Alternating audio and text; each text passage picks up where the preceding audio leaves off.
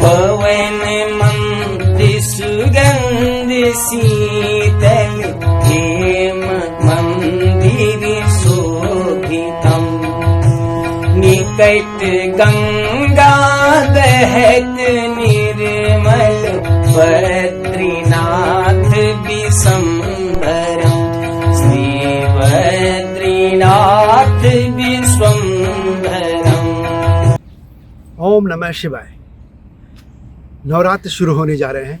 आप सभी पर माँ भगवती की कृपा बनाए रखे, यहाँ उम्मीद करता हूँ, आशा करता हूँ, प्रार्थना करता हूँ। यह है शारदीय नवरात्र।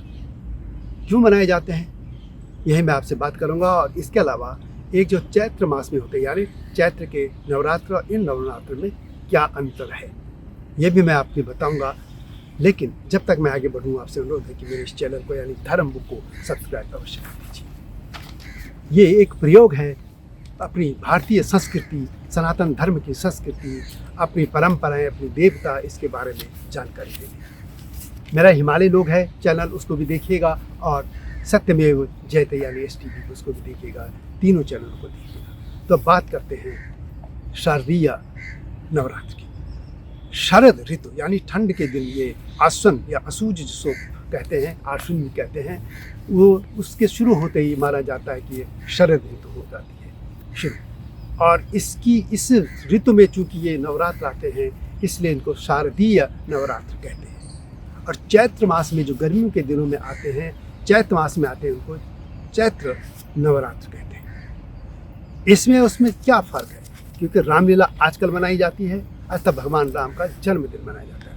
और माँ भगवती का क्या इनसे जुड़ा मामला है?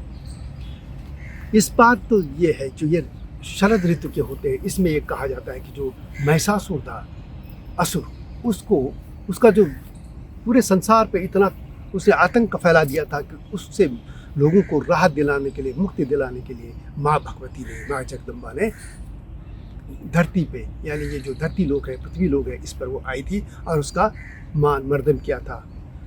इसलिए ये जो मनाए जाते हैं, इसी में यानी ये शक्ति का है ये उत्सव।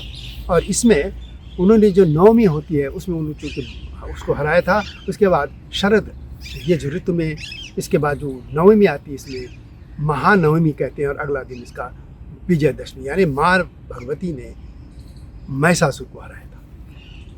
इसके अलावा भगवान श्री राम ने भी इसी दौरान अयोध्या में रावण का वध किया था।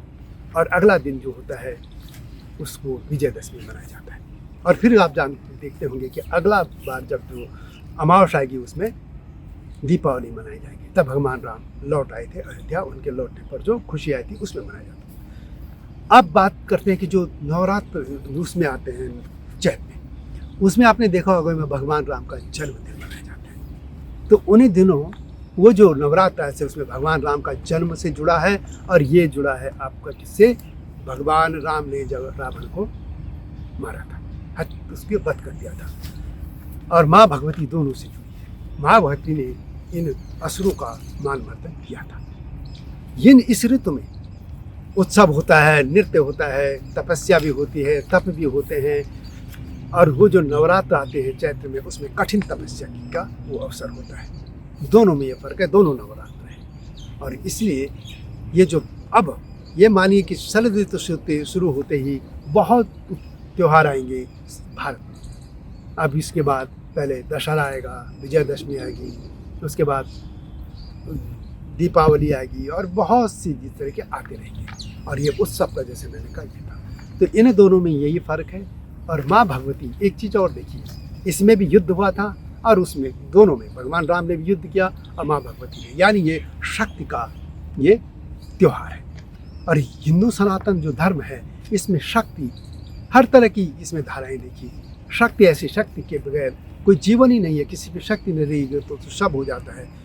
भगवान शिव भी सब होते हैं। जब इवा के साथ शिव हैं तो उनमें इवा देवी आती है तो शिव हो जाते हैं। और यदि जिन भी धर्मों ने शक्ति को छोड़ा, वे नष्ट हो गए। मैं इसलिए कह रहा हूँ कि आप भी अफगानिस्तान देखिए, पाकिस्तान देखिए, आगे के जितने भी स्थान तक के जितने भी राष्ट्र मिलते हैं आपको, कजाकिस्तान, तुर्कमेनिस्तान वगैरह वगैरह, तुर्की तक भी, ये सभी कभी बौद्ध स्थल होते थे।